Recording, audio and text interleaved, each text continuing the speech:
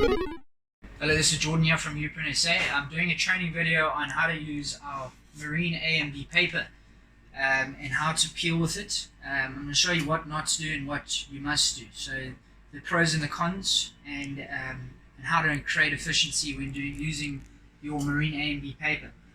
So the first thing I'm going to start off with is how to fuse the logo to the paper. Now the paper, obviously with our printers, the toner comes out unfused. So what I'm going to do here is I'm going to use two methods. The first one is I'm going to heat up the base, and that's going to go, I'm just going to heat it up to the 26 seconds, and then once that's heated up, I'll place it on the base, and that will fuse the toner to the paper. You don't have to do that every single time. If you're in production, if you're doing say 20 pages or 20 peels, the first three you'll generally only have to heat up the base. The rest, the base will stay heated after that. Alright, so I'm going to take my paper, I'm going to place it down. Now you'll see with the logo design, this is a nice populated page.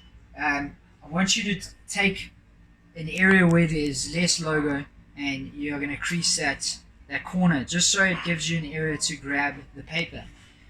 I don't know if you can see it in the video, but you can see the toner starting to fuse. You can hold it there for about 5 seconds, and that will fuse the paper nicely for your B paper to drop on top of it.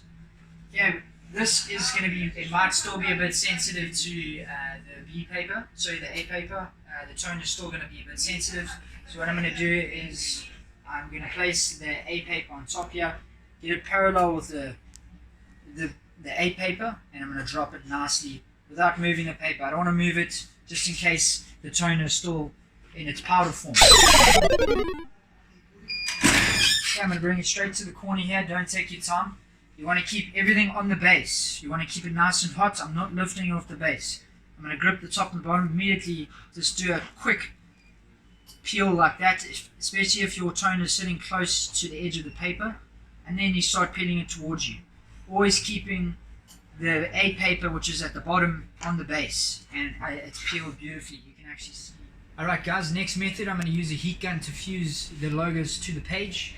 I'm holding my paper and I'm creasing the bottom like that. I'm creating a spine so that when I get to the top, the paper doesn't push over. I'm going to grab my heat gun. Okay, make sure the heat gun is at full temperature before I place it on the paper, and I'm going to go from side to side. You can see the logo fusing very fast this way.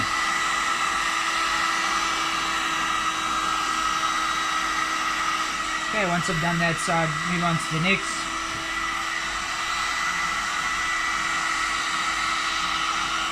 Alright, I'm done with that logo now. So that is the fastest way to heat the logo to the paper, and it's also the safest.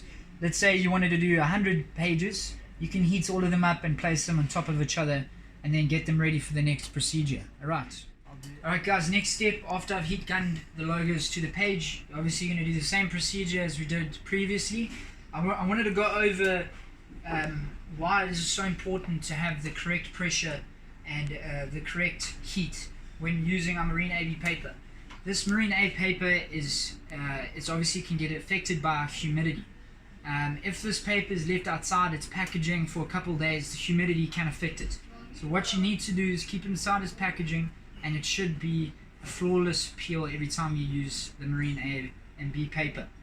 Next, your heat presses can differ. I always say a heat press has its own personality. So mine, the pressure might be perfect across all surfaces. It could have a perfect plate, which means that the heat over there, and in the center is perfectly the same. If you take a heat gun, a temperature gun, and you measure it on your heat plate, you'll be able to test if your plate is actually very accurate.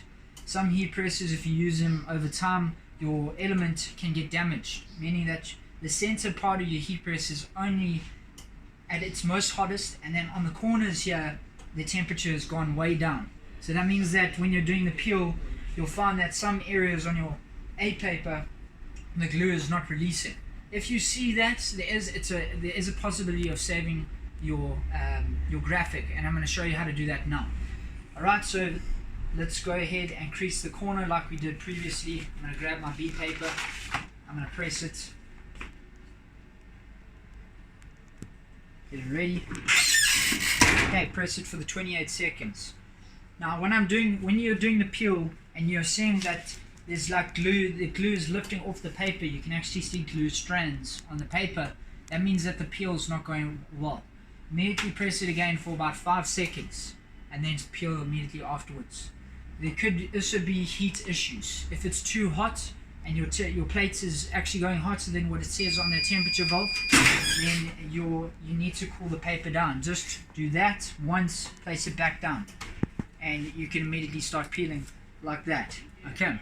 If you see your paper is not coming right, like I said earlier, the glue's not coming right, you'll see glue strands. This is peeling nicely. Place your paper back down, get it flat again. You're going to go ahead and press it again for 5 seconds. Okay, there's two methods there. You're going to either cool it down, or you're going to press it for 5 seconds and you're going to immediately go in for the peel afterwards. And it should solve your problem. And I've got another perfect peel on the marine AB paper. Guys, very important, never lift your paper off here and do the peel like that. Keeping the paper on the base at all times. Very important. That's how you're going to use your marine A&B paper.